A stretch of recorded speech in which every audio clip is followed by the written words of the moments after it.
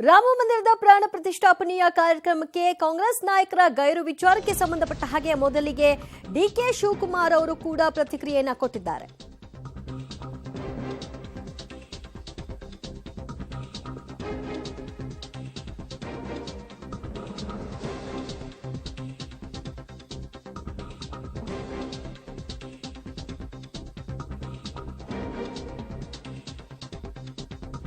ರಾಮ ಮಂದಿರದ ಉದ್ಘಾಟನೆಗೆ ಕೈ ನಾಯಕರು ಗೈರಾಗ್ತಾ ಇರೋ ವಿಷಯವಾಗಿ ಡಿಸಿಎಂ ಡಿಕೆ ಶಿವಕುಮಾರ್ ಅವರು ತಮ್ಮ ಮೊದಲ ಪ್ರತಿಕ್ರಿಯೆಯನ್ನ ಕೊಟ್ಟಿದ್ದಾರೆ. ರಾಜಕಾರಣದಲ್ಲಿ ಧರ್ಮ ಇರಬೇಕು, ಆದರೆ ಧರ್ಮದಲ್ಲಿ ರಾಜಕಾರಣ ಇರಬಾರ್ದು.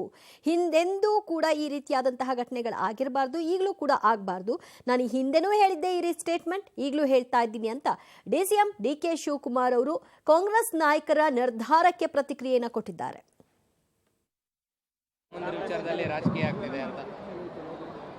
ಈಗ ನೋಡಪ್ಪ, ರಾಜಕಾರಣದಲ್ಲಿ ಧರ್ಮ ಇರಬೇಕು, ಧರ್ಮದಲ್ಲಿ ರಾಜಕಾರಣ ಇರಬಾರ್ದು. ಇದು ನಾನು ಹಿಂದೇನೂ ಹೇಳಿದ್ದೀನಿ, ಇವತ್ತು ಹೇಳ್ತಾ ಇದ್ದೀನಿ, ಇಷ್ಟೇ. ರಾಮ ಮಂದಿರ ವಿಚಾರದಲ್ಲಿ ರಾಜಕೀಯ ಆಗ್ತಿದೆ ಅಂತ. ಈಗ ನೋಡಪ್ಪ, ರಾಜಕಾರಣದಲ್ಲಿ ಧರ್ಮ ಇರಬೇಕು, ಧರ್ಮದಲ್ಲಿ ರಾಜಕಾರಣ ಇರಬಾರ್ದು. ಇದು ನಾನು ಹಿಂದೇನೂ ಹೇಳಿದ್ದೀನಿ, ಇವತ್ತು ಹೇಳ್ತಾ ಇದ್ದೀನಿ, ಇಷ್ಟೇ. ಈ ಬಗ್ಗೆ ಮತ್ತಷ್ಟು ಮಾಹಿತಿ ಪಡೆಯೋಣ ನಮ್ಮ ಪ್ರತಿನಿಧಿ ಸುಕೇಶ್ ಇಂದ. ಸುಕೇಶ್, ಶ್ರೀರಾಮ ಮಂದಿರದ ಪ್ರಾಣ ಪ್ರತಿಷ್ಠಾಪನೆ ಆದ ಮಾತ್ರಕ್ಕೆ ಇದು ರಾಜಕಾರಣ ಆಗುತ್ತಾ? ಹಾಗಾದ್ರೆ ಹಿಂದೆಂದೂ ಕೂಡ ರಾಜಕಾರಣದಲ್ಲಿ ಧರ್ಮ ಒಳಸ್ಪಟ್ಟಿದ್ದು ಇಲ್ವೇ ಇಲ್ವಾ? ಹಾಗಾದ್ರೆ ಯಾಕೆ ಕಾಂಗ್ರೆಸ್ ನಾಯಕರ ಸ್ಟೇಟ್ಮೆಂಟ್ ಈ ರೀತಿಯಾಗಿ ಹೊರಹೊಮ್ಮತಾ ಇದೆ? ದಿವ್ಯಜ್ಯೋತಿ, ಒಂದು ಸ್ಪಷ್ಟ ಕಾಂಗ್ರೆಸ್ ನಾಯಕರಿಗೆ ಈ ಬಾರಿಯ ಅಂದ್ರೆ ಅಯೋಧ್ಯೆಯಲ್ಲಿ ರಾಮ ಮಂದಿರದ ಒಂದು ಉದ್ಘಾಟನೆ ಪ್ರಾಣ ಪ್ರತಿಷ್ಠೆಯಲ್ಲಿ ಭಾಗವಹಿಸುವಂತ ನಿಟ್ಟಿನಲ್ಲಿ ಎಐಸಿಸಿಯ ನಿರ್ದೇಶನ ಸ್ಪಷ್ಟವಾಗಿರುವಂಥದ್ದು, ನಾವು ಹೋಗಲ್ಲ ಅನ್ನುವಂಥದ್ದು. ಅಂದರೆ ಆಹ್ವಾನ ಇದ್ದಂಥದ್ದು ಎಐಸಿಸಿ ನಾಯಕರುಗಳಿಗೆ ಮಾತ್ರ. ಒಂದು ಹಂತದಲ್ಲಿ ಮೊದಲು ಮುಖ್ಯಮಂತ್ರಿ ಸಿದ್ದರಾಮಯ್ಯ ಅವರು ಹೇಳಿದರು, ನನಗೇನು ಆಹ್ವಾನ ಬಂದಿಲ್ಲ, ಬಂದರೆ ನೋಡ್ತೀನಿ ಅನ್ನುವಂಥ ಮಾತನ್ನು ಹೇಳಿದರು. ಆದರೆ ಈಗ ಕಾಂಗ್ರೆಸ್ ತನ್ನ ತೀರ್ಮಾನವನ್ನು ಪ್ರಕಟಿಸಿರುವಂಥದ್ದು ಅದರಲ್ಲಿ ಹೋಗಲ್ಲ ಅನ್ನುವಂಥದ್ದು. ಆದರೆ ಈ ಧಾರ್ಮಿಕ ಕಾರ್ಯದಲ್ಲಿ ಬಿಜೆಪಿ ತನ್ನ ರಾಜಕೀಯ ಲಾಭವನ್ನು ಮಾಡ್ಕೊಳ್ತಾ ಇದೆ ಅನ್ನುವಂಥದ್ದು ಕಾಂಗ್ರೆಸ್ ನಾಯಕರ ಆರೋಪ.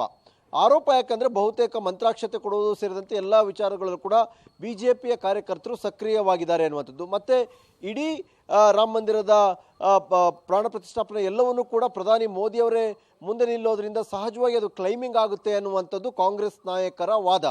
ಹಾಗಾಗಿ ಒಂದು ಕಡೆ ನಾವು ರಾಮನ ಪರವಾಗಿದ್ದೇವೆ, ನಾವು ರಾಮನ ಭಕ್ತರು ಅನ್ನುವಂಥ ಹೇಳಿಕೆಯ ಮಧ್ಯದಲ್ಲೂ ಕೂಡ ಕಾಂಗ್ರೆಸ್ನ ಸ್ಪಷ್ಟನೆ ಇರುವಂಥದ್ದು, ಬಿಜೆಪಿ ಇದನ್ನು ರಾಜಕೀಯವಾಗಿ ಬಳಸ್ಕೊಳ್ತಾ ಇರೋದ್ರಿಂದ ನಾವು ಅಂತರವನ್ನು ಕಾಯ್ದುಕೊಳ್ತಾ ಇದ್ದೀವಿ ಅನ್ನುವಂಥದ್ದು. ಹಾಗಾಗಿ ರಾಮ ಮಂದಿರದ ವಿಚಾರದಲ್ಲಿ ಅಂತರ ಕಾಯ್ಕೊಳ್ಳುವಂಥ ಮಾತನ್ನು ಕಾಂಗ್ರೆಸ್ ನಾಯಕರುಗಳು ಆಡ್ತಾ ಇರುವಂಥದ್ದು. ಜೊತೆಗೆ ಬೇರೆ ಬೇರೆ ವಿಚಾರ ಆದಂಥ ಬೆಳವಣಿಗೆಗಳು, ಕೆಲವು ಮುಖ್ಯಮಂತ್ರಿಗಳ ಬಳಿಗೆ ಕೊಟ್ಟಂಥ ಹೇಳಿಕೆಯಲ್ಲಿ ಕೆಲವು ಮಠಗಳು ಇದನ್ನು ನಿರ್ಬಂಧಿಸಿದವೆ ಅಥವಾ ಹೋಗೋದನ್ನ ನಿರ್ಬಂಧ ಮಾಡಿದರೆ ಇದು ಕೂಡ ಹಿಂದೂಗಳನ್ನ ಒಳಗೊಂಡಿಲ್ಲ, ಎಲ್ಲ ಹಿಂದೂಗಳನ್ನ ಅನ್ನುವಂಥದ್ದು.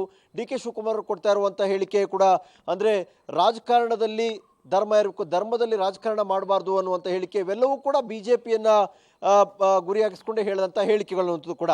ದಿವ್ಯಜ್ಯೋತಿ, ಥ್ಯಾಂಕ್ ಯು ಸುಕೇಶ್ ನಿಮ್ಮೆಲ್ಲ ಮಾಹಿತಿಗೆ.